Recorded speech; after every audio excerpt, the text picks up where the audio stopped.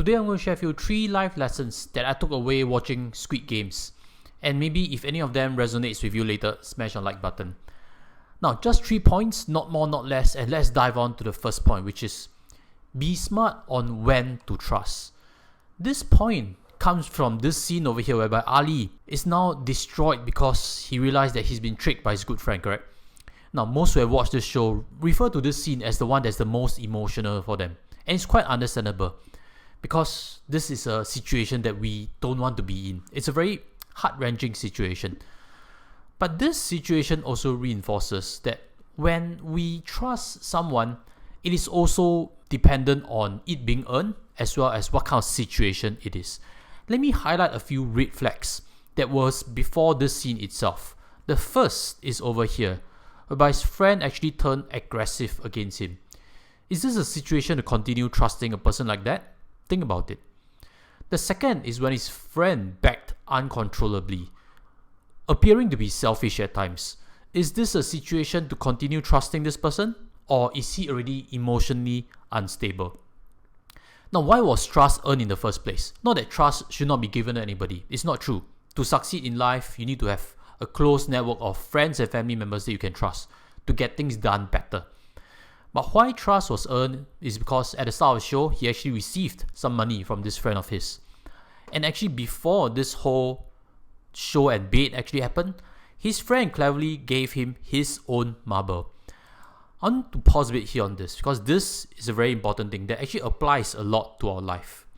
This is actually where scams typically happen also. A small reward, a small token to lure in the trust.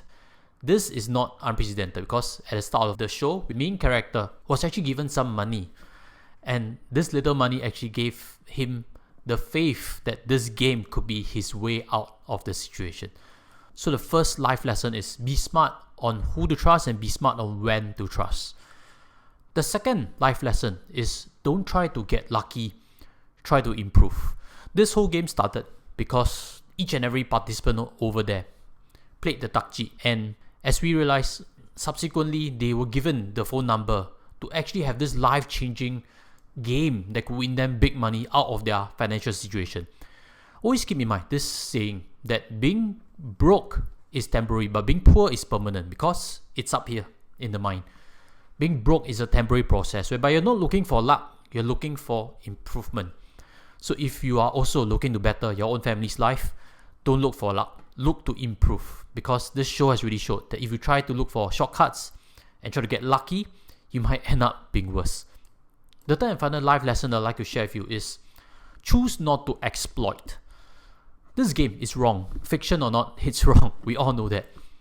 This scene, whereby the votes were tied at 100 each, correct? And Ilnam was called to decide the outcome of the game. So if he votes to continue, he will press the green button. If he votes to stop, he will press the cross button. And indeed, he pressed the cross button, sending everybody home from the camp. But as we know, we're watching the show, that most of them actually came back now after knowing the consequences of losing in this game. Now later in the show, we realize that he actually hides behind the fact that people came back on their own free will and that he does not feel any guilt at all. But is that correct or not?